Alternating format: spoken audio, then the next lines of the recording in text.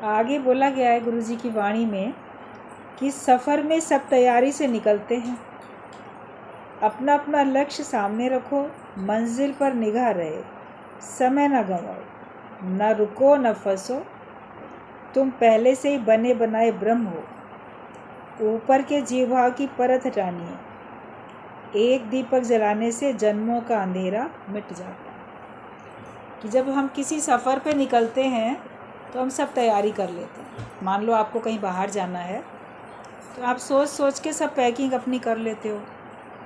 ये कपड़े रखने हैं, ये सामान रखना है, रास्ते में ये ज़रूरत पड़ेगी वो रखना है, वहाँ जाने के बाद इन चीज़ों की आवश्यकता होगी वो सब रखनी है।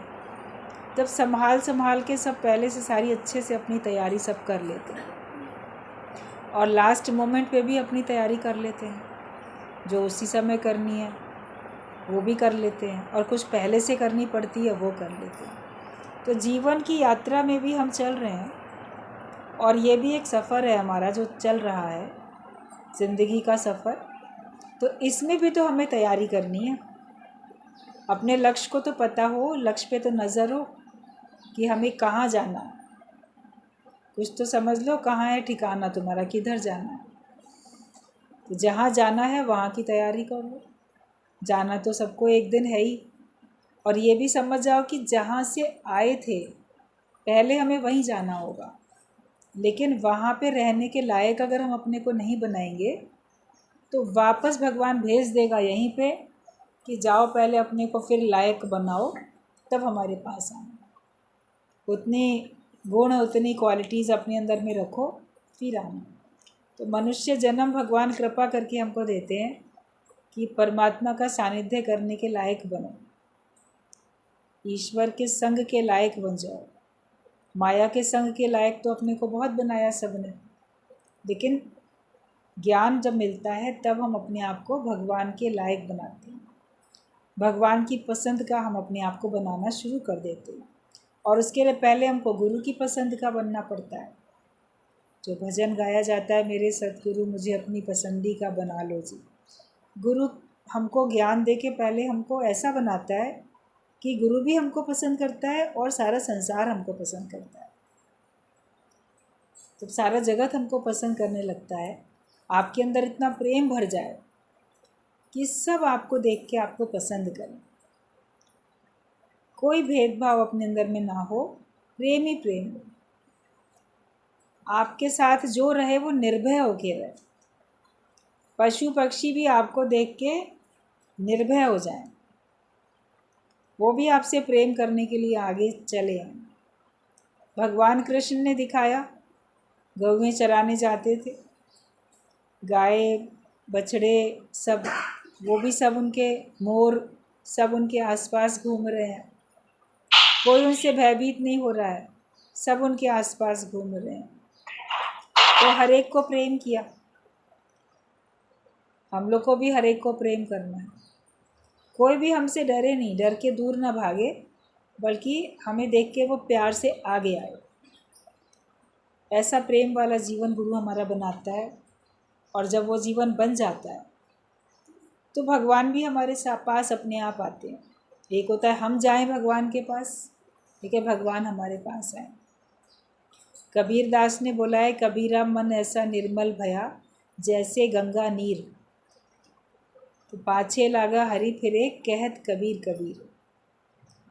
कि मन इतना निर्मल हो चुका है जैसे गंगा का पानी। जो गंगा का जल होता है वो निर्मल होता है, उसके अंदर गंदगी टिकती नहीं है। आप कितनी भी गंदगी उसमें डालो वो सब किनारे पे फेंक देता है इधर उधर, और उसके अंदर में जो अपने गुण हैं वो हमेशा रहते हैं। आप गंगा जल को मान लो भर के लाए गंगा जी से, बरसात का मौसम था, मिट्टी वाला मान लो जल मिला आपको, घर में आके आपने उसको फ़िल्टर कर लिया, या पानी को ऐसे चाहे कैसे भी फ़िल्टर किया या कपड़े में छाना, उसकी मिट्टी हटा दी, वो फिर एकदम स्वच्छ हो गया। उसको आप अपने बॉटल में भर के रख लेते हो किसी भी कंटेनर में, तो सालों साल वैसे ही रहता है, ख़राब नहीं होता। उसके अंदर के अपने गुण रहते हैं ना। बाकी पानी तो आप 4 दिन बाल्टी में रखा रहने दो, 4 दिन बॉटल में रखा रहने दो। आप कहीं बाहर गए, आप बोलो कि चलो ये पानी भरा रखा है, लौट के आएंगे पानी भरना नहीं पड़ेगा, यही पानी पी लेंगे। लेकिन सोच के देखो क्या वो पानी पीने योग्य रहता है आपका? उसमें कैसी अजीब सी स्मेल आती है, अजीब सा टेस्ट होता है, और वो पानी नुकसान भी कर जाता है। जो साधारण पानी है वो आप बहुत दिन तक स्टोर करके नहीं रख सकते, लेकिन गंगा जल को आप कितने भी स्टोर करके रखते हो, उसमें कोई खराबी नहीं आती। तो मन हमारा ऐसा निर्मल हो जाए, कहते मन ऐसा निर्मल भया जैसे गंगा नीर। हमारा मन भी इतना निर्मल हो जाए कि इसमें कभी भी खराबी आए ना। साधारण जल में तो फिर भी बैक्टीरिया खराबियां आ जाती हैं, पनप जाती हैं, वो पानी सड़ने लगता है। लेकिन ज्ञानवान जो होता है उसका मन कभी भी खराब नहीं होता, उसका मन हमेशा ज्ञानवान होकर रहता है, प्रफुल्लित आनंदित रहता है। उसके मन में कभी कोई खराबी नहीं आती है। उसका मन हर परिस्थितियों में आनंद में रहता है, उसका मन हर परिस्थितियों में स्वच्छ रहता है। कहीं भी रखो, गंगा जल को स्टील के बर्तन में रख दो, कांच के बॉटल में रख दो, प्लास्टिक के कंटेनर में, किसी में भी आप रख दो, वो वहीं पर भी ठीक रहता है। तो ब्रह्म ज्ञानी को किसी भी परिस्थिति में रख दो, वो अपना गुण अपना स्वभाव नहीं छोड़ता है, वो वैसे ही रहता है, एक रस अवस्था में रहता है। तब भगवान भी ऐसे भक्त की तलाश में घूमता है। इसीलिए कबीरदास ने कहा कि कबीरा मन ऐसा निर्मल भया जैसे गंगा नीर, तो पाछे लागा हरि फिरे कहत कबीर कबीर। तब तो भगवान भी हमारे पीछे घूम रहा है हमारा नाम ले लेके। अभी तो आप भगवान का नाम जपते जपते भगवान को पाने के लिए उसके पीछे पीछे घूमते हो, मंदिरों में, गुफाओं में, कंदराओं में, कहाँ कहाँ परमात्मा की तलाश में मन भटकता है, जाता है हर एक कोई। लेकिन अपने आप को ऐसा लायक बनाओ कि भगवान तुम्हारे पास खुद आए तुम्हारी तलाश में, कि ऐसा मेरा जैसा आप समान भक्त कहाँ छिपा है, मैं तो उसके साथ ही साथ रहूँगा। ऐसा अपने को लायक बना दो कि आपका साथ भगवान भी चाहे, उसको भी अच्छा लगे कि इसने कितनी मेहनत की, इसने कितना अच्छा कार्य किया, ये हूबहू मेरे जैसा बन गया। संत आप समान करने के लिए ज्ञान देते हैं। जब भी ज्ञान मिल जाता है आपका ये लोक सुखी परलोक सुखी, जब तक जीवित हो तब तक भी आनंद है। आपका ये लोग सुखी, सब आपको पसंद करते हैं और आप भी सबको पसंद करते हो, हमेशा खुश रहते हो, कभी मन दुखी परेशान नहीं होता, किसी बात में उलझता नहीं है। और जब शरीर छूट जाता है तो हम उस परम धाम में पहुंच जाते हैं, उस जगह पहुंच जाते हैं जहां से वापस हमें आना नहीं पड़ता। इस उत्तम गति को हम प्राप्त हो जाते हैं कि दोबारा इस धरती पे शरीर धारण करके फिर हमको आने की आवश्यकता नहीं होती। कोई कर्मों का फल बचा ही नहीं जो कि हमको दोबारा से दुनिया में लाए। अगर कोई कर्मों के फल बचे हों तो फिर उनके लिए भोगने के लिए आना पड़े। कोई मन में इच्छाएं कामनाएं हों तो भी हमको आना पड़े। तो यदि रह गई कुछ वासनाएं तो उनके लिए फिर आना ही होगा। अगर मन में कुछ इच्छाएं कामनाएं वासनाएं रह गई तो उनको पूरा करने के लिए फिर दुनिया में हमको आना ही पड़ेगा। लेकिन जब मन इतना निर्मल हो चुका है, ना कोई इच्छा, ना कोई कामना, ना वासना, जगत से कुछ चाहिए ही नहीं, एक भगवान को पाया उसी से तृप्ति हो गई। अब फिर और किसी से क्या उम्मीद करेंगे, क्या चाहेंगे? तो फिर दोबारा दुनिया में नहीं आना पड़ता है। ये मेहनत अपने से करनी है कि मेरा मन मुझे गवाही दे दे कि मैं मुक्त हो चुका हूँ, वरना आपका मन तो आपको बताएगा अभी मुक्त नहीं हो। अगर विवेक खुला है और थोड़ा भी अपने ऊपर कृपा करनी शुरू कर दिया तो आगे शुरू में पता नहीं चलता हर एक को अपने अज्ञान का, लेकिन बाद में पता चलने लगता है कि यहाँ मेरा मोह है, यहाँ अहंकार है, यहाँ इच्छा है, यहाँ स्वार्थ है, जो भी होता है अपने अंदर वो पता चलता है। तो उससे अपने आप को बचाते चले जाओ, स्वच्छ बनाते जाओ मन को। जितना अपने तन को स्वच्छ बनाते हैं उतना अपने मन को भी स्वच्छ बनाते चले जाएं। तो हमारी निगाह मंजिल पे रहे कि मेरी मंजिल क्या है, वरना किस ओर तेरी मंजिल किस ओर जा रहा है। मंजिल तो है आनंद और शांति की। चले जाते हैं उस रास्ते पे जहाँ पे अशांति अशांति है, जहाँ पर उलझन ही उलझन है। दुनिया दुखों का घर है, सुख है तेरी गली में। केवल भगवान की गली में ही सुख है, बाकी दुनिया तो दुखों का ही घर है। तो हम अपने अंदर जगत को रखेंगे तो उलझन परेशानी दुख होंगे ही होंगे, और जो हमारे मन में भगवान बसेंगे तब तो सुख है। और अपने मन को भी भगवान के रास्ते पे ही ले जाओ, मन को मोड़ लो, जगत की तरफ से मोड़ के ईश्वर की राह में अपने मन को मोड़ दो। उस दिशा में चलें जहाँ से हमको परमात्मा की प्राप्ति होगी। वो तो आध्यात्म का मार्ग है, ज्ञान का मार्ग है। और भगवान की प्राप्ति का मतलब ये है कि हमारे अंदर आनंद होगा और शांति होगी। आनंद के रूप में, शांति के रूप में भगवान हमारे अंदर विराजमान होते हैं। जिसके अंदर आनंद ही आनंद है, शांति शांति है, तो समझो उसके अंदर भगवान का निवास है। और अगर अंदर अशांति है तो समझो जगत का निवास है।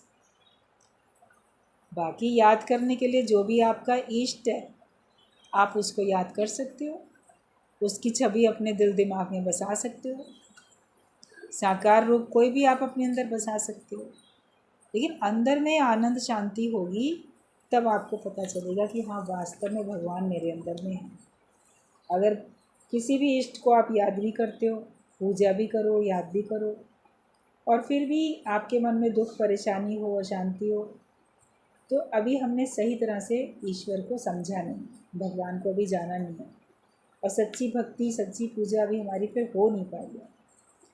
वो हम ज्ञान में आने के बाद ही सीखते हैं। लोग सोचते हैं जो ज्ञानी बन जाएगा उसका पूजा पाठ से कोई मतलब नहीं, उसका शायद कर्मों से भी कोई मतलब नहीं, न भक्ति से न कर्म से कोई मतलब नहीं। लेकिन ज्ञान के बाद ही सही भक्ति और सही कर्म ज्ञान के बाद ही होते।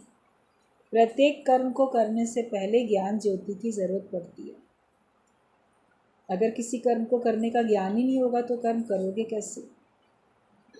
और अगर उस कर्म को प्रेम से भक्ति भावना से नहीं करोगे तो आनंद कैसे आएगा? ज्ञान से आप प्रेम से करना सीख जाते हो। कोई भी काम उलझ के नहीं करते, कोई भी काम परेशान होके नहीं करते। आप ज्ञान में आने के बाद हर काम बड़े प्रेम से करते। गुरुजी कहते थे कि अगर तुम्हारे दरवाजे में आवाज़ हो रही है उसमें, तो वहाँ पे भी अगर तेल भी लगाओ किसी लोहे में, दरवाजे में खोलो बंद करो तो ऐसी आवाज़ सी होती है। कभी कभी इसका बंद करने में सिटकनी में, उसमें हैंडल में, उसमें आवाज़ होती है सिटकनी में, तो उसमें थोड़ा सा तेल डालते हैं। बोलते अगर दरवाजे में तुम तेल भी डाल रहे हो, कितना छोटा सा काम है, ज़रा सा 2-4 बूंद तेल लेके आप उसमें लगा देते हो, फिर आप देखते हो दरवाजे की आवाज़ बंद हो जाती है। तो वो भी बड़े भक्ति से करो, प्रेम से करो, एकाग्रता से करो। अगर उतना सा भी आपने किया, क्योंकि वो शोर आपको पसंद नहीं है, चर चर करे दरवाज़ा, ची ची करे तो पसंद नहीं आता है ना। तो जितने भी उसमें लोहे के सब कब्जे वगैरह लगे होते हैं, जो भी उसका सांकल हैंडल जो भी बेलन लगा होता है जिसमें आवाज़ रहती है, तो जब उसको थोड़ा सा तेल लगा देते हो तो वो ठीक हो जाती है। आपको डिस्टर्ब करने वाला शोर ख़त्म हो जाता है। तो ऐसे प्रेम का भाव रखो, ज्ञान के विचार ऐसे रखो, तो आपको डिस्टर्ब करने वाले सारे शोर ख़त्म हो जाते हैं। आपको अंदर परेशानी नहीं होती है, आपके लिए सब शोर मिट जाता है। ऐसे अपने आप को ज्ञानवान बना के चलो कि आपके अंदर से प्रेम का झरना ही बहे। एक बार एक बात बताई जाती है कि एक संत था, उसके साथ कुछ शिष्य भी रहते थे। तो वो लोग रटन करने के लिए निकलते थे, कहाँ कहाँ जाते थे।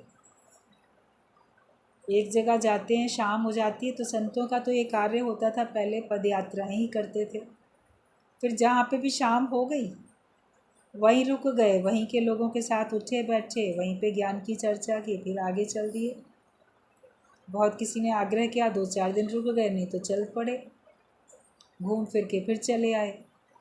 तो संतों को चल तीर्थ बोला जाता था, अभी भी बोलते हैं लोग। अगर संत सच्चे हों तो उनको चल तीर्थ माना भी जाए। तीर्थ तो क्षेत्र पवित्र होता है, तो जिसके अंदर पवित्र भाव होगा वही तो संत होगा। तो वो संत पहुंचा अपने शिष्यों के साथ किसी एक जगह पे। तो वहाँ के जो गांव वाले थे उनने बिल्कुल भी स्वागत नहीं किया, एकदम नहीं चाहा कि ये यहाँ पे आके रुकें भी, ढंग से कोई बात ही ना करे। तो उन्होंने कहा, अपने शिष्यों को भेजा कि ज़रा पता लगाओ आखिरकार ऐसी क्या बात है। तो वो गए गांव में, गांव के लोगों से अलग अलग जगह पे अलग अलग लोगों से बातचीत की कि आप लोग संतों का आदर सम्मान भी नहीं करते, आपस में भी ऐसे लग रहा है खुश नहीं है, क्या बात है। बोले, हम किसी को पसंद नहीं करते यहाँ पे कोई आए, हम किसी को भी मेहमान बना के रखना पसंद नहीं करते, और आपस में भी किसी का प्यार नहीं है। बोले, लेकिन क्यों नहीं पसंद करते। तो एक गांव वाले ने बताया कि दरअसल यहाँ पर है पानी की कमी, पानी मिलता ही नहीं है पीने का पानी। बहुत मुश्किल से आगे पहाड़ी पर जाके वहाँ पे झरना है पानी का, वहाँ से पानी भर के लाना पड़ता है। तो बड़ी कठिनाई से ऊपर जाके पानी लाना पड़ता है। अब कोई आएगा तो उसको एक गिलास पानी तो पूछेंगे ना, कम से कम, ना खिलाएं पिलाएं।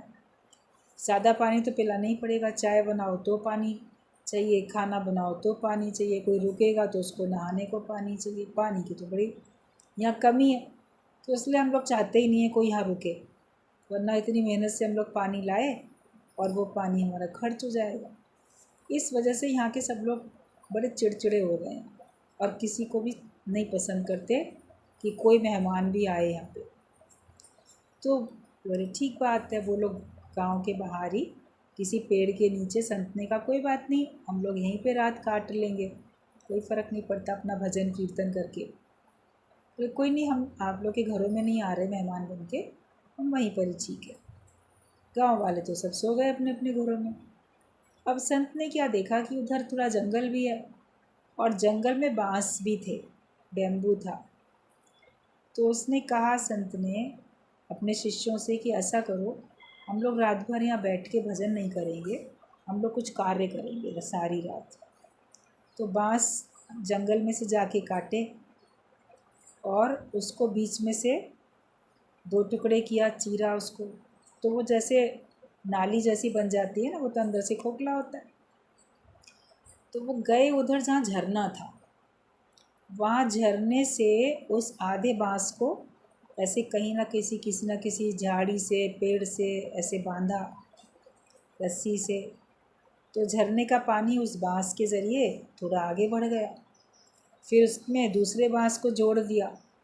ऐसे करते करते सारी रात में उन्होंने पहाड़ी से लेके नीचे तक वो झरने का जो पानी था उसका रुख मोड़ दिया, और वो गांव की तरफ आके नीचे आके झरना झरझर करके बहने लगा। अच्छी तरह से बांध दिया था उन्होंने ठीक से, तो वहाँ नीचे ही आ गया पानी बिल्कुल भी। उन्होंने सारी रात में ये मेहनत कर डाली, संत ने और उसके शिष्यों ने मिलके।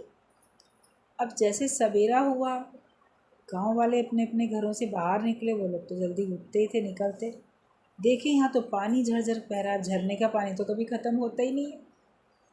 इतने खुश हो गए, आश्चर्य में पड़ गए, खुशी से हंसने लगे, खिलखिलाने लगे, शोर मच गया, अरे पानी पानी कैसे आ गया यहाँ, पानी कैसे आया, और ये कैसे, किसने कर दिया रातों रात चमत्कार। पानी को देख के सब ऐसे पानी के संग खेलने लगे, खुश हो गए। तब ध्यान गया कि संत बैठे हैं, शिष्य भी हैं, कि हम लोग तो सब सो ही गए थे। बोले, ये सब क्या हुआ, कैसे चमत्कार हुआ। तब बताया उनको कि रात भर यही मेहनत की कि तुम्हारे गांव में जिस चीज़ की कमी है वो तुम तक पहुंच जाए। हम यहाँ आए हैं तो कुछ तो तुम्हें दे के जाएंगे, तो जो तुम्हारे पास कमी है, हमने कहा पानी की कमी है, पानी के कारण से आपका सब जैसे अंदर से चिड़चिड़ा हो गया, प्रेम ही ख़त्म हो गया, तो यहाँ पानी आप लोग को आसानी से मिलेगा, पानी लेने के लिए मेहनत नहीं करनी पड़ेगी। जब देखा संत ने और उसके शिष्यों ने मिलके ये कार्य किया, तब तो वो बहुत नतमस्तक हुए, बहुत खुश हुए। बोले अरे हमारे जीवन की जो सबसे बड़ी कमी थी आपने तो वही पूरी कर दी, ये तो किसी ने भी ऐसे सोचा नहीं था। तो संत ने कहा कि मैंने सबके साथ मेहनत करके तुम तक पानी पहुंचा दिया, लेकिन इसकी तुम संभाल करते रहना ताकि ये पानी तुम तक हमेशा पहुंचता रहे। अभी वो फिर मान लो बीच में से टूट जाएगा, कुछ परेशानी होगी तो पानी तो फिर झरना तो जैसे बह रहा है वैसे ही बहेगा, लेकिन तुम तक आना तो बंद हो जाएगा ना।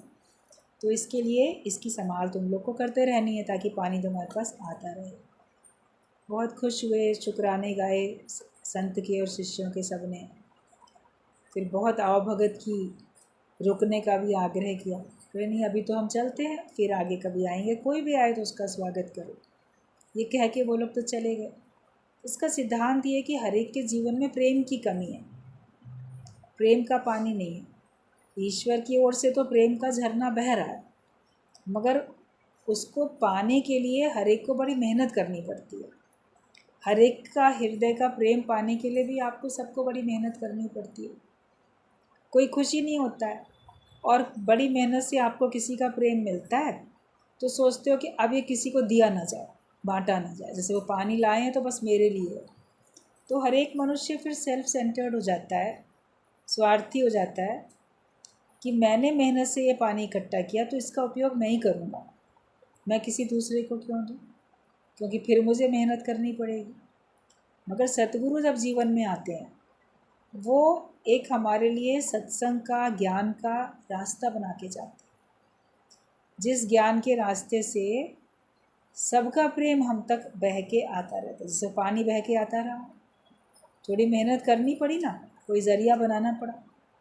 तो ज्ञान ही वो ज़रिया है जिसके कारण आपको सबका प्रेम मिलेगा। अभी हर एक के जीवन में सत्संग है, आप अपने मुख से सत्संग बोलते भी हो, अपने कानों से सत्संग सुनते भी हो और अपने व्यवहार में सत्संग को स्थान भी देते हो।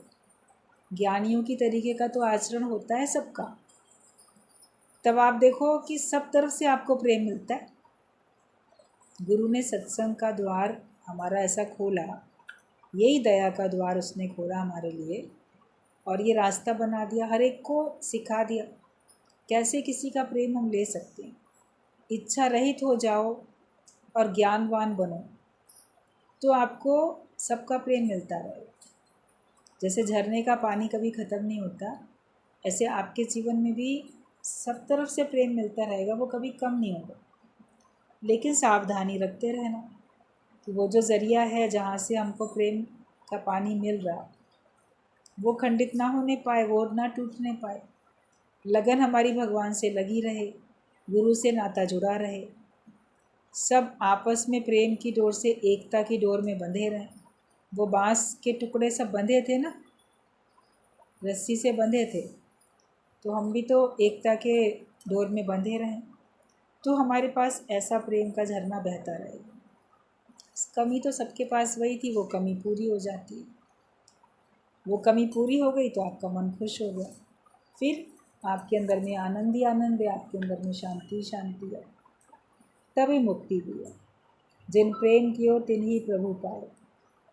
ऐसा प्रेम रखो कि सब आपको देख के खुश हो जाएं और आप भी सबको देख के खुश हो जाएं। और मंजिल पे अपनी निगाह रखो, अपना लक्ष्य सामने रखो, मंजिल पे निगाह रखो। मेरी मंजिल आनंद और शांति की है, मेरी मंजिल मुक्ति की है। बंधन हर प्रकार के हट जाएं और केवल मैं अंदर में मुक्ति का अनुभव करूं, जीवन मुक्ति के आनंद का अनुभव करूं। समय ना गवाओ, ना रुको, ना फंसो। अपना समय गंवाना नहीं चाहिए, ना रुको कहीं पे और ना किसी में फंसो।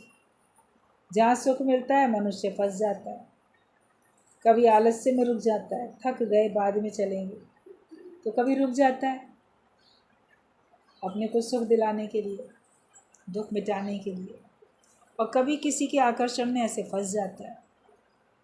तो जब वो फंस जाता है तो भी उसकी गिरावट होती है। तो हमारे पास समय है बड़ा कीमती और थोड़ा, ये पता ही नहीं आगे किसके पास कितना समय है। तो जो भी थोड़ा समय है वो समय हम व्यर्थ की बातों में क्यों लगाएं? वो समय हम भगवान की भक्ति में क्यों ना लगाएं? नफ़रत में क्यों बिताएं? प्रेम में क्यों ना लगाएं? जीतना ही है तो सबका दिल जीतो, और जो अपने मन को जीत लेता है वो सबके मन को जीत लेता है। जगत को जीतने वाले नहीं बनो, लेकिन मन को जीतने वाले बनो, और मन जीते जग जीत। जिसने अपने मन को जीत लिया वो सबके मन को जीत सकता है। तो अपने मन को, बुद्धि को, इंद्रियों को, विचारों को, सबको साधो, सबकी साधना करो, सबको साध लो, मतलब सब आपके वश में हो जाए। तब आप देखोगे सभी आपको प्रेम करते हैं। और तुम पहले से ही बने बनाए ब्रह्म हो, बनाना नहीं पड़ता है। केवल जो भ्रम हुआ था उस भ्रम को दूर करना पड़ता है। दादा भगवान बोलते थे कि तुम कोई गधे नहीं हो जिसको मैं घोड़ा बनाऊंगा, लेकिन तुम पहले से ही बने बनाए घोड़ा हो, लेकिन अपने को गधा मान के चल रहे हो, तो तुम्हारा भ्रम मिटाऊंगा मैं। तो हम पहले से ही, मतलब यू आर ऑलरेडी गॉड, तुम पहले से ही ब्रह्म हो, तुम पहले से ही भगवान हो, लेकिन अपने को जीव मान कर बैठे हो। सच्चित आनंद स्वरूप तुम पहले से ही हो, लेकिन अपने को तुमने जीव मान लिया। तो ये जो माना हुआ कल्पित जीव भाव हमारे ऊपर इतना पक्का हो गया, जिसको हम बिल्कुल सच समझ के बैठे हैं, वो ही आवरण, वो ही पर्दा गुरु हटा देता है। हम अपने को जो है वो मानने लग जाते हैं। कभी मान लो आपने अपने घर में कोई बल्ब है, कोई ट्यूबलाइट है, उसमें बड़ा तेज़ प्रकाश है, और उसके ऊपर आप कोई रंगीन काले रंग का या कोई सा कागज़ या कोई कपड़ा ऐसे लपेट देते हो, लगा देते हो, तो फिर उसको ऑन करो तो उसकी रोशनी तो आपके पास आएगी नहीं, क्योंकि हमने रोशनी आने के स्थान के ऊपर कुछ आवरण लगा दिया। जैसे जैसे उसको हटाते हैं तो रोशनी तीव्र होती जाती है। पूरा हटा दो, साफ़ कर दो, तो फिर देखो कितनी चमकती हुई रोशनी उसमें से मिलती है। बल्ब या ट्यूबलाइट की तो रोशनी पहले भी उतनी थी, जितने वाट का था वो बल्ब या ट्यूबलाइट, वो उतना प्रकाश दे रहा था, मगर उतना प्रकाश आप तक पहुंचता नहीं था। कोई भी कारण से, कभी बहुत धूल मिट्टी गंदगी जम जाती है तो भी उसकी रोशनी कम हो जाती है। फिर उसको आप बड़े प्यार से साफ़ कर लेते हो, तो उसके बाद फिर वो रोशनी आपको इतनी मिलती है। तो हमारे ऊपर ये माया का आवरण है। कहा जाता है मल, विक्षेप और आवरण, 3 पर्दे हमारे सच्चे स्वरूप के ऊपर हैं, और तीनों पर्दों को गुरु हटाता है। सबसे मोटा पर्दा देह का आवरण, मैं देह हूँ ये मान के बैठे हैं, तो हमारा सच्चा स्वरूप हमको दिखाई नहीं देता। ज्ञान से वो हटता है, ये 5 तत्वों की देह है, मैं इससे अलग हूँ। अभ्यास करना पड़ता है इस बात का, बिना अभ्यास के नहीं होता। वैसे भी देखो 5 तत्व तो 5 तत्वों में मिल जाएंगे, उनका नाश थोड़ी होता है। वो संयोग था, इकट्ठे हुए थे और फिर बिखर गए, अलग अलग हो गए, इतना ही होता है बस केवल। अग्नि अग्नि में चली जाती है, आकाश आकाश में, जल जल में मिल गया, अदृश्य रूप से सब चले जाते हैं, और पृथ्वी बच जाती है, वायु भी चली जाती है। किसी का शरीर जब प्राणहीन हो जाता है तो आप पहले देखते हो सांस चल रही है कि नहीं चल रही है। अब वायु चली नहीं, वायु वायु में चली गई। फिर देखते हो गर्म है कि नहीं, तो देखोगे ठंडा हो गया, अग्नि भी चली गई, अग्नि भी नहीं बची उसमें, शरीर ठंडा हो जाता है मुर्दे का। फिर उसका जल भी ख़त्म हो जाता है, क्योंकि सूख जाता है, अकड़ जाता है। रस खत्म हो गया, जल खत्म हो गया, जल का तत्व। आकाश भी चला गया कि अब उसके अंदर खाली स्थान बचा ही नहीं, कुछ जाएगा ही नहीं, ऑक्सीजन तक नहीं जाती। आपका ग्लूकोज ब्लड कुछ अगर चढ़ा रहे हो वो भी नहीं जाएगा अंदर। अब खाली स्थान बचा ही नहीं, आकाश बचा ही नहीं अंदर, तो कहाँ से जाएगा, कुछ भी नहीं जाता। कोई दवाई आप अंदर नहीं जाती, इंजेक्शन से भी नहीं जाती अंदर। क्योंकि अब आकाश है ही नहीं, वहाँ पे ख़त्म हो गया और मिट्टी बच गई। तो लोग कहते हैं फलाने की मिट्टी हो गई, उसकी मिट्टी में जा रहे हैं। कई लोग ये शब्द बोलते हैं, किसी के कहीं पे किसी का देहांत हो जाता है तो ऐसा शब्द भी कई लोग बोलते हैं और मिट्टी को मिट्टी में मिला देते हैं। उसका अंतिम संस्कार करके उसको आप प्रवाहित कर देते हो जल में, तो वो किनारे पे पहुंच जाता है, राख हड्डी सब, वो फिर मिट्टी बन जाती है। कोई लोग दफना देते हैं तो भी मिट्टी ही बन जाती है। शरीर आखिरकार एक दिन मिट जाता है। जो मिट गया, जो मिटने वाला है, वही मिट्टी हो जाता है। ये पांचों तत्व तो मैं नहीं हूँ, क्योंकि इनके मिटने से मैं थोड़ी मिटा। तो ये आवरण जो है देह का, ये ज्ञान से कि मैं ब्रह्म स्वरूप हूँ, मैं शुद्ध स्वरूप हूँ। और अगर जीव भी मान रहे हो अपने को, तो भी मैं इस देह से तो अलग हूँ ना, ये बात पक्की हो जाती है। और जो हमारे अंदर मलिनताएं थी, मन में खोटे ख्याल थे, वो खोटे ख्याल फिर अच्छे कर्म करने से हमारे दूर होते। जैसे कर्म करने लगते हो वैसे ही आपके ख्याल बनने लगते हैं। जब आप सत्संग में आते हो, ज्ञान सुनना सुनाना आपका होता है, तो आपके विचार भी कितने अच्छे बन जाते हैं, मन भी वैसे बनते हैं। जो जिस टाइप का काम करता है उसी टाइप का मन के विचार उसके होने लग जाते हैं। सात्विक कार्य करो तो सात्विक विचार बनेंगे, राजसी कार्य करो तो राजसी विचार बनेंगे, तामसी कार्य करो तो तामसी विचार बनेंगे। तो जैसे कर्म करते हैं वैसे ही आपके अंदर के मन में भाव आ जाते हैं। तो जब आप सकाम से हट के निष्काम कर्म करते हो, दूसरे को उपदेश करोगे तो खुद भी तो मानोगे। और अगर दूसरे को तो बड़ी अच्छी अच्छी बातें सुनाई ज्ञान की, खुद माना नहीं, तो भी मलिनता रह जाएगी। कोई किसी से बोले झूठ नहीं बोलना चाहिए और खुद ही झूठ बोले, तो उसकी बात पे कौन विश्वास करेगा, मानेगा भी नहीं। और भी ऐसे बहुत सारे कार्य होते हैं। तो जब हम दूसरे को उपदेश देते हैं तो हमारा मन भी आखिरकार, शुरू में मान लो नहीं भी मानेगा, आखिरकार तो मानेगा। अगर आप मुक्त होना चाहते हो तो, और ठगना चाहते हो लोगों को, तो अंत तक आप ऐसे ही करते रहोगे। कथनी और करनी एक नहीं रहेगी तो मुक्त भी नहीं होगी। लेकिन जिसको मुक्त होना है, आवागमन के चक्कर से छूटना है, वो अपने को देह भी नहीं मानेगा, ज्ञान पक्का करेगा आत्मा का, और अपने अंदर एक भी खोट रहने नहीं देगा। और कभी खोट कुछ भी नहीं होता है, लेकिन मन कभी स्थिर नहीं होता, कभी कभी ना विक्षेपता सी रहती है।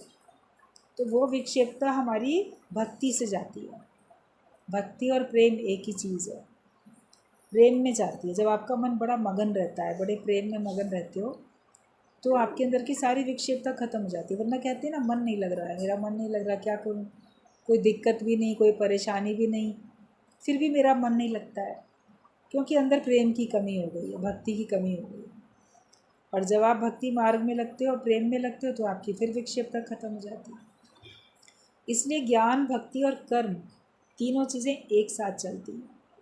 और ये जो मल विक्षेप आवरण था, ये 3 प्रकार के पर्दे ज्ञान, भक्ति और कर्म, इन तीनों के माध्यम से ही जाते हैं।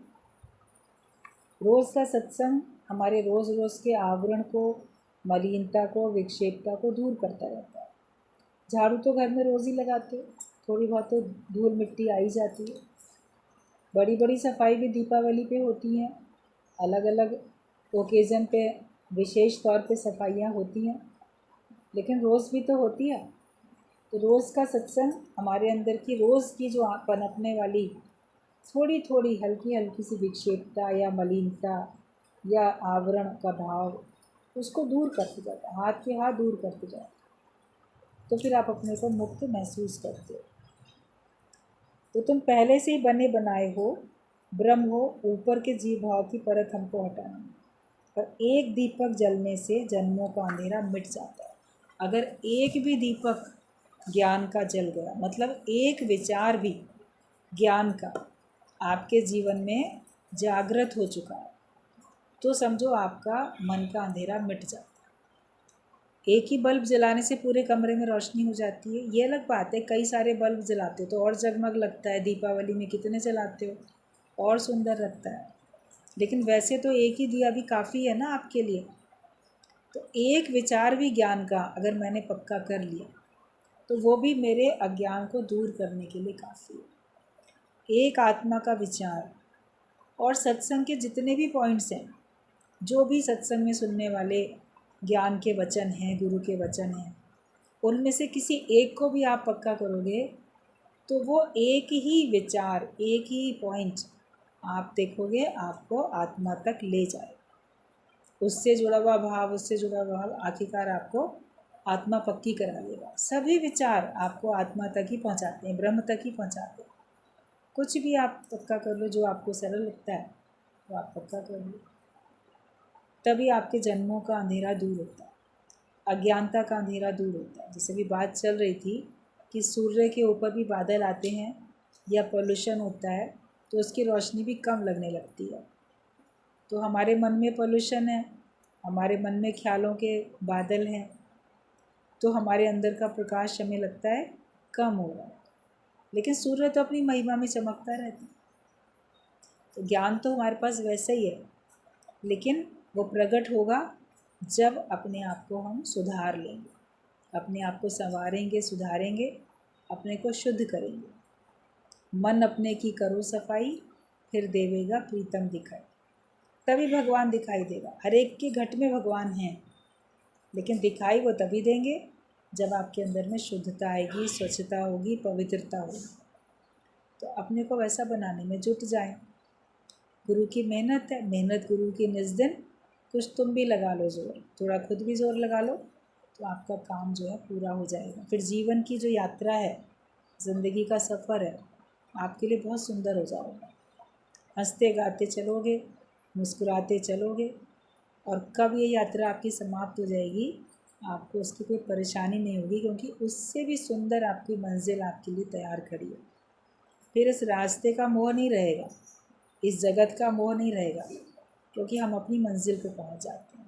जिसको जिस स्टेशन पे उतरना होता है, ट्रेन जब वहाँ रुकती है तो कितनी जल्दी करते हैं सब उतरने की, चाहे ट्रेन में कितने भी सुख थे, लेकिन फिर भी अब उधर उतरते हैं। वहाँ से फिर जहाँ जाना है वहाँ जाने की कितनी जल्दी करते हैं, जल्दी कुली मिले सामान उठाए, या जल्दी हमको टैक्सी मिले तो हम वहीं जाएं, या कोई अगर हमको रिसीव करने आया है तो उससे जल्दी भेंट हो जाए, कहाँ खड़ा है वो। जब पहुँच जाते हो अपने ठिकाने पे तभी आपको सुख मिलता है। तो अपने निज स्वरूप में आ जाओ, तभी हमको सच्चा सुख मिलेगा।